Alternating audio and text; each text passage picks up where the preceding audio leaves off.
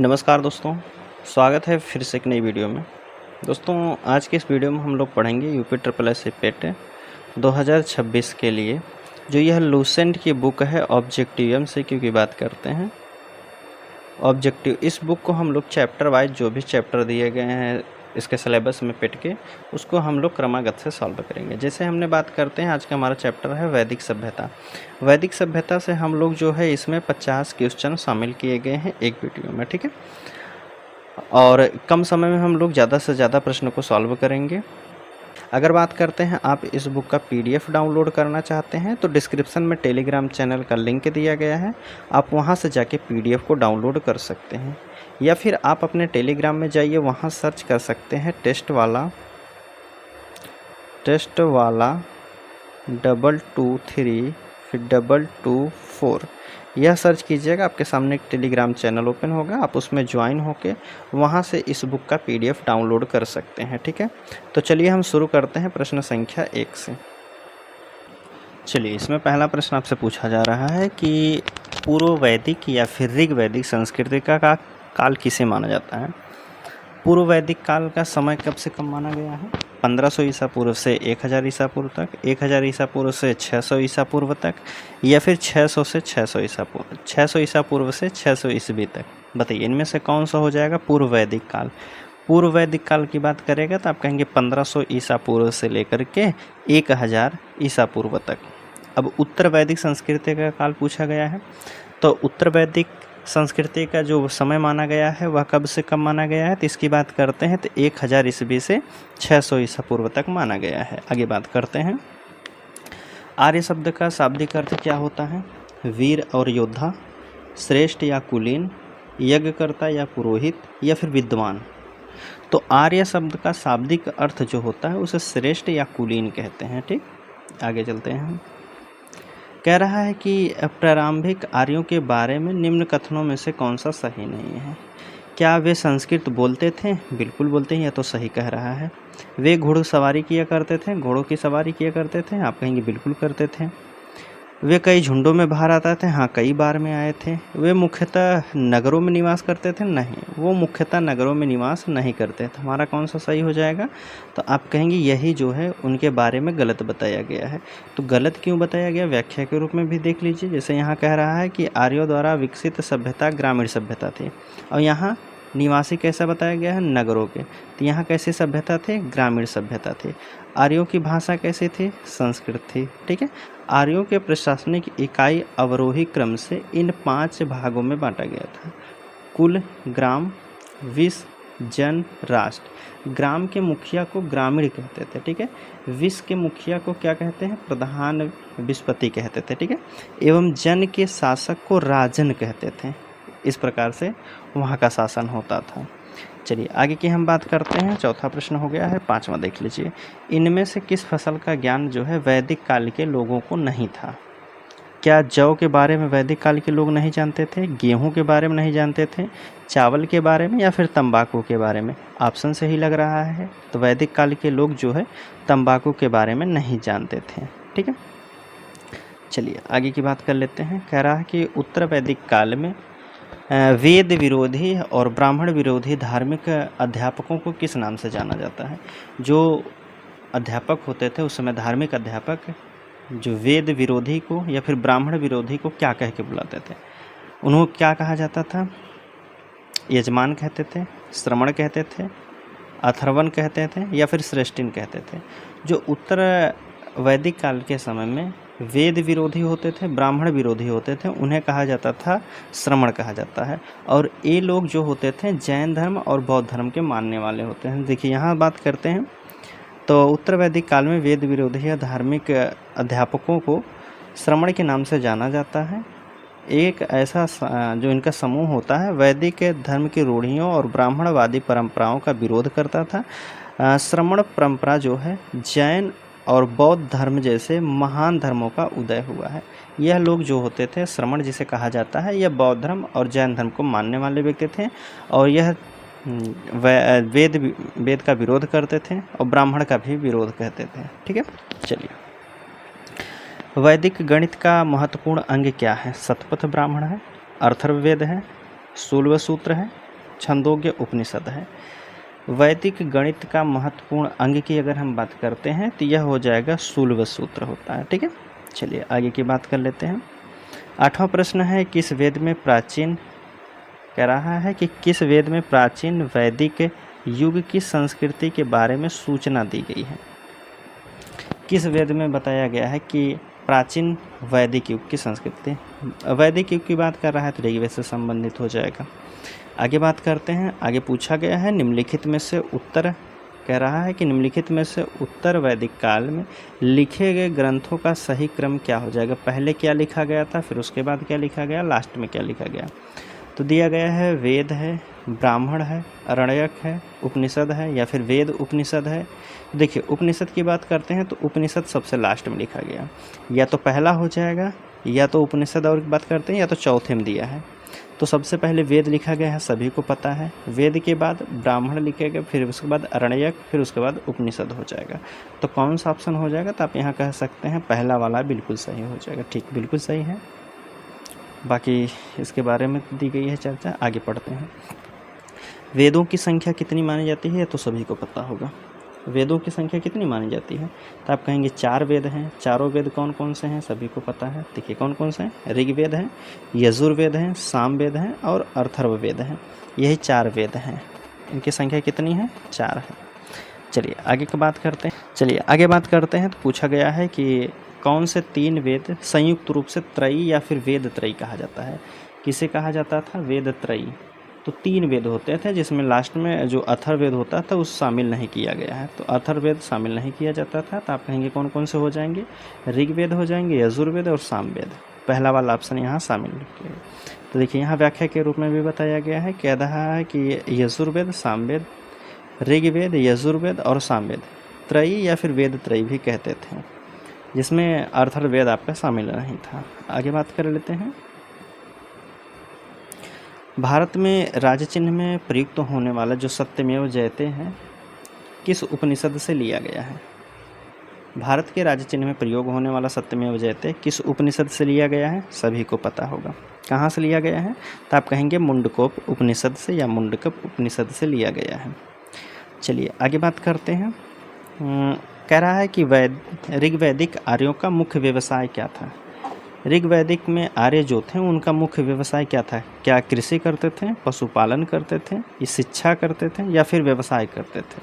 तो ऋग्वैदिक काल में जो आर्यों का मुख्य व्यवसाय था वह पशुपालन था। ये लोग क्या करते थे, पशु पालते थे। और मुख्य रूप से कौन सी पशु की बात करते हैं, तो गाय पालते थे। ठीक है, आगे मिलेगा क्वेश्चन आपको। भारतीय संगीत का आदि ग्रंथ किसे कहा जाता है। देखिए संगीत की अगर हम बात करेंगे, स से संगीत और स से क्या होता है, सामवेद। संगीत की अगर बात करेगा तो आप क्या कहेंगे, सामवेद से संबंधित है। तो किस में दिया गया है, भारतीय संगीत का आदि ग्रंथ कहाँ हो जाएगा, सामवेद में। चौथा वाला ऑप्शन आपका यहाँ सही होता है। ठीक है, चलिए आगे बात कर लेते हैं। प्रथम विधि निर्माता किसे कहा जाता है। पहले कानून निर्माता किसे कहा जाता है, मनु को, चाणक्य को, चंद्रगुप्त को, सेल्यूकस को। सेल्यूकस निकेटस तो उसके समय आया था चंद्रगुप्त के।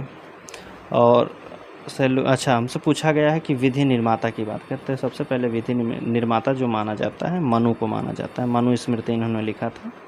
व्याख्या के रूप में देखिए, सनातन धर्म के अनुसार मनु संसार के प्रथम पुरुष थे। संसार के प्रथम पुरुष थे जिन्होंने स्वयं, इनका नाम की अगर बात करते हैं स्वयंभू मनु था। और इन्होंने सबसे, जिनके संग में प्रथम स्त्री थी शत्रुपा। इसमें इन्होंने लिखा क्या था, मनु स्मृति लिखा था। ठीक है, इसी को कहा जाता है पहला कानून, विधि। चलिए आगे बात करते हैं। कृष्ण भक्ति का प्रथम और प्रधान ग्रंथ कौन सा है। कृष्ण भक्ति का प्रथम और प्रधान ग्रंथ, कृष्ण भक्ति से पूछा गया है तो सभी को पता होगा, श्रीमन भगवत गीता होता है। ऋग्वेद में संपत्ति का प्रमुख रूप क्या होता था। ऋग्वेद में जो संपत्ति का प्रमुख रूप होता है क्या होता था, गोधन होता था। गोधन अर्थात गौ धन होती हैं, भूमि होता है, या ये भी दोनों होता था, या इनमें से कोई नहीं। तो ऋग वैदिक काल में जो संपत्ति का मुख्य स्रोत होता था वह होता था गोधन, अर्थात गऊ ही धन है, गाय को पालते थे ये सब। चलिए आगे की बात कर लेते हैं। 18 नंबर का प्रश्न है, कह रहा है कि ऋग्वेद में किस मंडल में शूद्र का उल्लेख पहली बार मिलता है। देखिए शूद्र जिसमें जातियों का निर्धारण किया जाता है, शूद्र, वैश्य और ब्राह्मण, ये सब जो बात कही गई है किस वेद में कहा गया है, किस मंडल में कहा गया है, तो आप कहेंगे ऋग्वेद के 10वें मंडल में कहा गया है। क्या कहते हैं, ऋग्वेद के 10वें मंडल में बताया गया है कि आपको किन वर्गों में रखा जाएगा। यहाँ देखिए 10वें मंडल में वर्णित पुरुष सूक्त के बारे में चर्चा की गई है जो 4 वर्णों की उत्पत्ति करता है, जिसमें कहा गया है कि इसमें कहा गया है कि ब्राह्मण विराट अर्थात पुरुष के मुख से पैदा हुए हैं, क्षत्रिय की बात करता है तो भुजाओं से पैदा हुए हैं, वैश्य की बात करता है तो जांघों से पैदा हुए हैं, शूद्र की बात करते हैं तो पैरों से उत्पन्न हुए हैं। यह बात करता है। 10वां मंडल किसको करता है, तो आप कहेंगे पुरुष सूक्त के बारे में बताया गया है। ठीक है, चलिए आगे की बात करते हैं। 19 नंबर का प्रश्न है, पुराणों की संख्या कितनी है। सभी को पता है पुराण कितने हैं, पुराणों की जो संख्या वह 18 हो जाएगी। चलिए आगे की बात करते हैं। यहाँ 18 का नाम दिया गया है, आप पढ़ सकते हैं एक एक करके। चलिए स्क्रीनशॉट ले सकते हैं आप। ठीक, आगे बात करते हैं। 20 नंबर का प्रश्न है, वैदिक धर्म का मुख्य लक्षण इनमें से किसकी उपासना था। वैदिक धर्म का मुख्य लक्षण इनमें से किसकी उपासना था। प्रकृति की था, पशुपति का था, देवी माता का, या फिर त्रिमूर्ति का था। तो वैदिक धर्म का मुख्य लक्षण जो है प्रकृति का उपासना माना जाता है। पहले वाले ही ऑप्शन में दिया गया है। किस देवता के लिए ऋग्वेद में पुरंदर शब्द का प्रयोग किया गया है। किस देवता के लिए ऋग्वेद में पुरंदर शब्द का प्रयोग किया गया है। ऋग्वेद में जो है इंद्र को पुरंदर कहा गया है। इसकी बात करते हैं, ऋग्वेद में पुरंदर शब्द का प्रयोग किया गया है, इंद्र देवता के लिए किया गया है। इंद्र को युद्ध एवं वर्षा का देवता माना जाता है। इंद्र जो होते हैं किसके देवता थे, आप कहेंगे युद्ध के देवता और वर्षा के देवता माना जाता है, अर्थात बरसात कराने वाले। कि शूल्व सूत्र किस विषय से संबंधित है। शूल्व सूत्र की बात करते हैं तो ऑप्शन में दिया गया है ज्यामिति है, ज्योतिषी है, गणित है, खगोल है। शूल्व सूत्र की अगर हम बात करते हैं तो यह ज्यामिति से संबंधित हो जाएगा। ठीक है, चलिए आगे बात कर लेते हैं। ठीक है, 23 नंबर का प्रश्न है, कह रहा है कि अस्तो माँ सदगमय तमसो माँ ज्योतिर्गमय, यह कहाँ से लिया गया है, इसको बताना है। अस्तो माँ सदगमय और तमसो माँ ज्योतिर्गमय उपनिषद से लिया गया है, वेदांग से लिया गया है, महाकाव्य से लिया गया है, या फिर पुराण से लिया गया है। अगर इसकी हम बात करते हैं तो यह लिया कहाँ गया से, तो आप कहेंगे यह लिया गया है उपनिषद से लिया गया है, यहाँ दिया गया होगा। ठीक है, आगे बात करते हैं। आर्य भारत में बाहर से आए थे, सबसे पहले किस क्षेत्र में बसे थे। आर्य बाहर से आए थे, सबसे पहले कहाँ बसे थे, तो आप कहेंगे सभी लोगों को पता होगा कि सबसे पहले पंजाब में बसे थे। 5 नदियों का द्वाब जिसे कहा जाता था। ठीक है, चलिए अब यहाँ मिलान करना है। चलिए इसको हम यहाँ लिख देते हैं, देखिए। ठीक है, ऋग्वेद यहाँ हम पहला ऑप्शन लिख देते हैं, होत्री का जो दिया गया है, दूसरा ऑप्शन, तीसरा और चौथा। अब मिलान करना। चलिए यहाँ से ऋग्वेद की ज्ञाता को क्या कहा जाता है, तो आप कहते हैं होत्री कहा जाता है, तो पहले का पहले मिलान कर दीजिए। यजुर्वेद की बात करते हैं, यजुर्वेद के ज्ञाता को क्या कहा जाता है, तो यजुर्वेद के ज्ञाता को अधर्व कहा जाता है। क्या कहा जाता है, अधर्यु। ऑप्शन बी वाले में जाएगा। सामवेद के, देखिए सामवेद के ज्ञाता को क्या, उद्गाता, अर्थात उद्गाता गाना से संबंधित हो जाएगा, तो सामवेद संगीत से ही है, तो आप कहेंगे तीसरा वाला बिल्कुल सही है। अथर्ववेद की बात करते हैं तो ब्रह्मा से संबंधित हो जाएगा, अर्थात पहले का पहला, दूसरे का दूसरा, तीसरे का तीसरा और चौथे का चौथा हो जाएगा। किस ऑप्शन में दिया गया है, ऑप्शन देख लीजिए आप, तो यहाँ आपको पहले वाले ही ऑप्शन में दिखाई दे रहा है, तो पहला वाला यहाँ बिल्कुल सही हो जाएगा। तो अपौरुषेय क्यों कहा गया है, बताइए क्यों कहा गया है, क्योंकि इसकी जो चर्चा की अगर बात करें ऑप्शन पे पहले आप चलिए, क्योंकि वेदों की रचना देवताओं द्वारा की गई है, इस वजह से कहा जाता है अपौरुषेय है। क्योंकि वेदों की रचना पुरुषों द्वारा की गई है इसलिए कहा जाता है, या फिर क्योंकि वेदों की रचना ऋषियों द्वारा की गई है। अगर हम बात करते हैं अपौरुषेय जो कहा गया है, यह क्यों कहा गया है, अगर इसकी बात किया जाए तो वेदों की चर्चा जो है देवताओं द्वारा की गई है, अपौरुष से, अर्थात पुरुष के द्वारा नहीं की गई है। इसका अगर विच्छेद करते हैं अपौरुष से, इसका अर्थ होता है पुरुष के द्वारा नहीं की गई है। व्याख्या के रूप में आप नीचे देख सकते हैं। इसमें बताया गया है कि हिंदू धर्म में वेद के संदर्भ में अपौरुषवाद का मत यह माना जाता है कि वेदों को अपौरुष, अर्थात यहाँ से पढ़िएगा आप, वेदों को किसी ने रचना नहीं की है, ना तो मनुष्य ने की है और ना ही किसी देवी शक्ति ने की है। तो इसीलिए इसको कहा जाता है अपौरुष, अर्थात पुरुष के द्वारा नहीं की गई है, देवताओं के द्वारा इसकी रचना की गई है। चलिए आगे बात करते हैं। वैशेषिक दर्शन के प्रतिपादक कौन थे? कपिल थे, अक्षपाद गौतम थे, उलुक कणाद थे, पतंजलि थे। वैशेषिक दर्शन में पूछा गया है तो वैशेषिक दर्शन के कौन थे प्रतिपादक? तो यह कहेंगे आप उलुक कणाद थे। कहीं कहीं सिर्फ कणाद ही मिल जाएगा तो आप कहेंगे उलुक कणाद थे।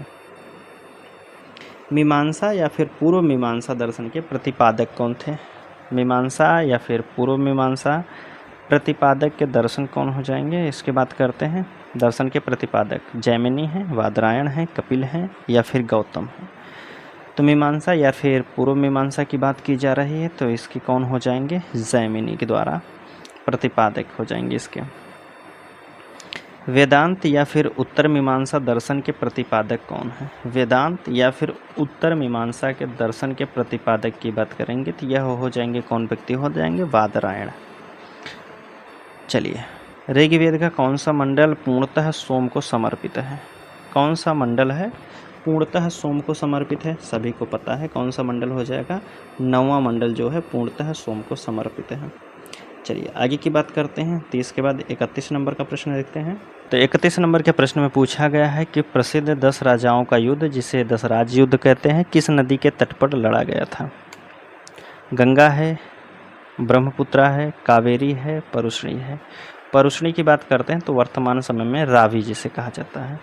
तो दशराज युद्ध जो हुआ था परुष्णी नदी के किनारे हुआ था, जिसे वर्तमान समय में रावी कहा जाता है। रावी नदी के किनारे लड़ा गया था। ठीक है, चलिए आगे की बात करते हैं। धर्मशास्त्रों में भू राजस्व की दर कितनी थी? धर्मशास्त्रों में भू राजस्व की दर कितनी थी? अर्थात किसान जो है उपज करते थे उसका कितना हिस्सा जो है, कितना % भाग लिया जाता था उनकी रक्षा करने के लिए? 1/3, 1/4, 1/6, 1/8। तो धर्मशास्त्रों में जो चर्चा की गई है वह 1/6 की चर्चा की गई है।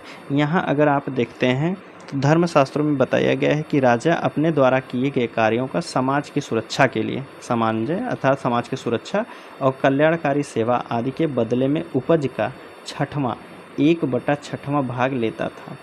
उपज का कितने का? कुल उपज का 1/6 हिस्सा उनकी देखभाल, रख रखाव और समाज के कल्याण के लिए वह इतना लेता था, 1/6 हिस्सा।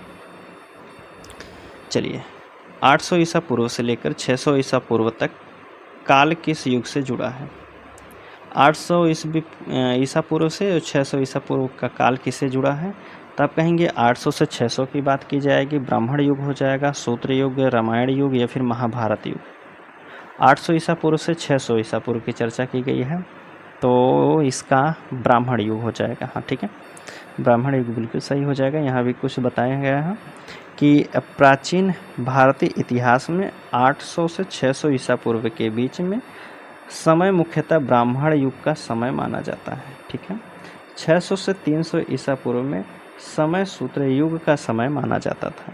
अगर 600 से 300 ईसा पूर्व की बात करेगा तो यह समय जो है सूत्र युग का समय माना जाता था। चलिए आगे की बात कर लेते हैं। काल में अछूत की अवधारणा स्पष्ट रूप से दिखाई देती है। किस रूप में दिखाई देती है कि किस काल में अछूत की अवधारणा स्पष्ट रूप से दिखाई देती है? वैदिक काल में, उत्तर वैदिक काल में, उत्तर गुप्त काल में या फिर धर्मशास्त्र के काल में? तो बात करते हैं, अभी आप ऊपर पढ़ के आए 10वें मंडल में पुरुष सूक्त की चर्चा की गई है। ठीक है, तो यहाँ कहाँ किस में बताएंगे? तो धर्मशास्त्र के समय में बताया गया। यहाँ अगर बात की जाए तो इसमें देखिए कह रहा उत्तर वैदिक काल का समाज स्पष्ट रूप से 4 वर्णों में विभाजित किया जा चुका था। 4 वर्ण कौन थे? ब्राह्मण, क्षत्रिय, वैश्य और शूद्र। ठीक, इसी काल में वर्ण व्यवस्था कर्म पर आधारित ना रहकर जाति पर आधारित हो गई थी। ठीक, जाति पर आधारित हो गई थी। चलिए आगे की बात कर लेते हैं। अगला प्रश्न है 35 नंबर का। एशिया माइनर स्थित बोगजकोई का महत्व इसलिए है, बोगजकोई जो अभिलेख है उसका महत्व किस लिए है कि वहाँ से जो अभिलेख प्राप्त हुआ है उनमें 4 वैदिक देवताओं इंद्र, वरुण, मित्र या फिर नासत्य को उल्लेख मिलता है। क्या यह बात सही कही गई है? या फिर दूसरा ऑप्शन है बी वाला, मध्य एशिया एवं तिब्बत के बीच में एक महत्वपूर्ण व्यापारिक केंद्र बताया गया है। या तीसरा ऑप्शन कह रहा है कि वेद में मूल ग्रंथ की रचना यहीं हुई थी। या फिर इनमें से कोई नहीं। हमसे पूछा गया है एशिया माइनर का जो बोगजकोई अभिलेख है उसमें किसकी चर्चा की गई है? तो उसमें चर्चा की गई है जो 4 वैदिक देवताएं हैं इंद्र, वरुण, मित्र और नासत्य, इनकी चर्चा की गई है बोगजकोई अभिलेख में। चलिए आगे बात कर लेते हैं। 36 नंबर का प्रश्न है कि गायत्री मंत्र किस पुस्तक से लिया गया है? सभी को पता होना चाहिए, ऋग्वेद से, यजुर्वेद से, उपनिषद से, भगवत गीता से। गायत्री मंत्र की चर्चा की बात कर रहा है तो आप यहाँ क्या कहेंगे? ऋग्वैदिक से लिया गया है। ऋग्वैदिक काल किस में है? पहले वाले में दिया गया है। कह रहा है न्याय दर्शन को प्रचारित किया था। न्याय दर्शन के प्रतिपादक कौन थे? बताइए। 4 ऑप्शन दिए गया है। चारवाक ने किया था, गौतम ने किया था, कपिल ने या फिर जैमिनी ने। न्याय दर्शन की बात की जा रही है तो न्याय के लिए कौन माने जाते हैं? गौतम। तो ऑप्शन क्या हो जाएगा? बी वाला बिल्कुल सही हो जाएगा। ठीक, आगे बात करते हैं। कह रहा है कि प्राचीन भारत में निष्क से जाने जाते थे। प्राचीन भारत में निष्क नाम से क्या जाने जाते थे? स्वर्ण आभूषण को कहा जाता था, गाय को कहते थे, या फिर तांबे के सिक्के को कहा जाता था, या फिर चांदी के सिक्के को कहा जाता था। देखिए प्राचीन भारत में अगर हम बात करते हैं तो निष्क से जाने जाते थे। स्वर्ण आभूषण को निष्क के नाम से भी जाना जाता था। ठीक, चलिए आगे की बात कर लेते हैं। 37 नंबर का प्रश्न हो गया है, 38 हो गया है, 39 वाले की बात करते हैं। अगला प्रश्न है, कह रहा है कि योग दर्शन के प्रतिपादक कौन थे? सभी को पता होना चाहिए योग दर्शन के प्रतिपादक कौन हो जाएंगे। ऑप्शन में दिया गया है पतंजलि हैं, गौतम हैं, जैमिनी हैं या शंकराचार्य हैं। योग दर्शन के प्रतिपादक की अगर हम बात करते हैं तो पतंजलि हैं, जो कि पहले वाले ही ऑप्शन में दिया गया है, तो पहला वाला यहाँ बिल्कुल सही होता है। ठीक, आगे की बात करते हैं। उपनिषद पुस्तकें हैं धर्म पर आधारित हैं, योग पर आधारित हैं, विधि पर आधारित हैं या फिर दर्शन पर आधारित हैं? उपनिषद की जो पुस्तकें हैं वह दर्शन पर आधारित हैं, जो कि ऑप्शन आपके डी वाले में दिखाई दे रहा है। ठीक है, चलिए आगे बात करते हैं। 41 नंबर का प्रश्न देखिए, यहाँ 41 नंबर का प्रश्न है, आपसे पूछा गया है मिलान करना है। ऋग्वेद दिए गए हैं, यजुर्वेद, सामवेद, अथर्ववेद। अच्छा, उसमें किसकी चर्चा की गई है? तो देखिए यहाँ हम इसके नंबर लिख देते हैं। जो ऋग्वेद दिए गए 1, 2, 3 और 4। अब यहाँ से पढ़ सकते हैं आप। देखिए संगीतमय स्रोत, संगीतमय किससे संबंधित है? स से संगीत, स से सामवेद। तो तीसरा किसमें, पहला का किस में जाएगा? तीसरा से हो जाएगा। सामवेद किससे संबंधित है? संगीत से हो जाएगा। ठीक है, अथर्ववेद की बात करते हैं तो अथर्ववेद में चर्चा किसकी गई है? तंत्र मंत्र या वशीकरण की बात की जा रही है। तो अथर्ववेद पहला डी वाला जाएगा किसमें? तीसरे में जाएगा। बाकी आप चेक कर सकते हैं या सभी को मिला लीजिए। दूसरा चेक कर लीजिए, पहले का चौथा किस में दिया है? या तो इसमें हो जाएगा या तो इसमें हो जाएगा। और तीसरे का तीसरा तीनों में दिया गया है। देख लेते थे ऊपर क्या था। संगीतमय यजुर्वेद, इसमें पहला वाला हो जाएगा, इसका यहाँ दिया था। चलिए 42 नंबर का प्रश्न है कि आरंभिक वैदिक साहित्य में सर्वाधिक वर्णन किस नदी का मिलता है? वैदिक साहित्य में सबसे ज़्यादा किस नदी की चर्चा की गई है? सिंधु का, शतुर्दी, सरस्वती, गंगा। तो सबसे ज़्यादा जो चर्चा की गई है इसमें वह सिंधु नदी की गई है, जो कि ऑप्शन पहला वाला यहाँ बिल्कुल सही होता है। आगे की बात कर लेते हैं। तो अगला प्रश्न है 42 नंबर का। देखिए, चलिए इसका बताइए 42 नंबर का। उपनिषद काल के राजा अश्वपति शासक थे। उपनिषद काल के राजा अश्वपति शासक थे, किसके शासक थे? काशी के थे, केकय के थे, पंचाल के थे, विदेह के थे? बताइए। उपनिषद काल के राजा अश्वपति शासक थे, केकय वंश के थे। ठीक है, तो ऑप्शन क्या हो जाएगा? बी वाला। आगे बात करते हैं 44 नंबर का। अध्यात्म ज्ञान के विषय में नचिकेता और यम का संवाद किस उपनिषद से प्राप्त होता है? नचिकेता और यम का संवाद किस उपनिषद से मिलता है? तो यह मिलता है आपका नचिकेता और यम की बात करते हैं तो यह कंठोप उपनिषद से मिलता है। अगला प्रश्न है कि वैदिक नदी कुंभा या फिर काबुल, काबुल से पता चल जाएगा कहाँ स्थान है। तो काबुल वर्तमान समय में कहाँ हो जाएगा? तो काबुल अफ़गानिस्तान में होना चाहिए। आगे बात करते हैं कपिल मुनि द्वारा प्रतिपादित दार्शनिक प्रणाली क्या थी? कपिल मुनि द्वारा क्या हो जाएगा? किसके प्रतिपादक थे? कपिल मुनि, महर्षि कपिल मुनि की बात करते हैं तो यह हो जाएंगे सांख्य दर्शन के।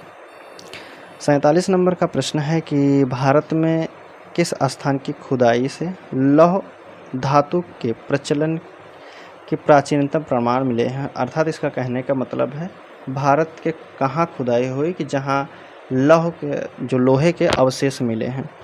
तक्षशिला से, अतरंजी खेड़ा से, कौशाम्बी से, हस्तिनापुर से। तो लोहे के जो साक्ष्य मिले हैं वह अतरंजी खेड़ा से मिले हैं। निम्नलिखित में से किसका संकलन ऋग्वेद पर आधारित है? यजुर्वेद पर, सामवेद पर, अथर्ववेद पर या इनमें से कोई नहीं? ऋग्वेद पर आधारित कौन सा हो जाएगा वेद? तो ऋग्वेद पर आधारित सामवेद हो जाएंगे। 49 नंबर का प्रश्न है, कह रहा है कि निम्नलिखित में से कौन प्रस्थान त्रयी में शामिल नहीं है?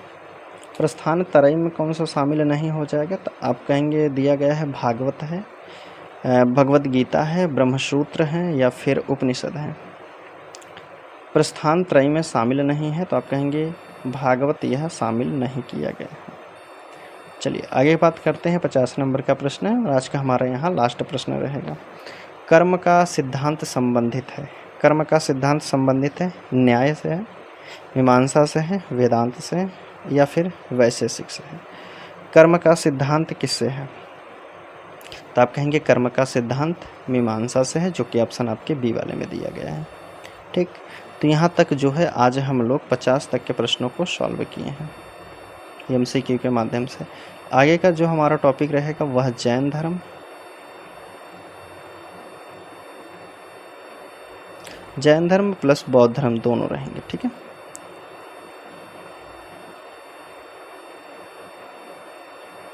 जैन धर्म और बौद्ध धर्म से संबंधित रहेंगे। अगर आप इस बुक का PDF डाउनलोड करना चाहते हैं तो डिस्क्रिप्शन में आपको टेलीग्राम का चैनल का लिंक मिल जाएगा, आप वहां से डाउनलोड कर सकते हैं या अपने टेलीग्राम में जाइए, वहां सर्च कीजिएगा टेस्ट वाला 223 फिर 224 यह सर्च कीजिएगा, आपको वहां से बुक का पूरा PDF मिल जाएगा। एशियंट हिस्ट्री और मिडिवल हिस्ट्री, मॉडर्न हिस्ट्री तीनों का लूसेंट बुक हो जाएगी। ठीक है, चलिए मिलते हैं अगले वीडियो में, तब तक के लिए धन्यवाद दोस्तों।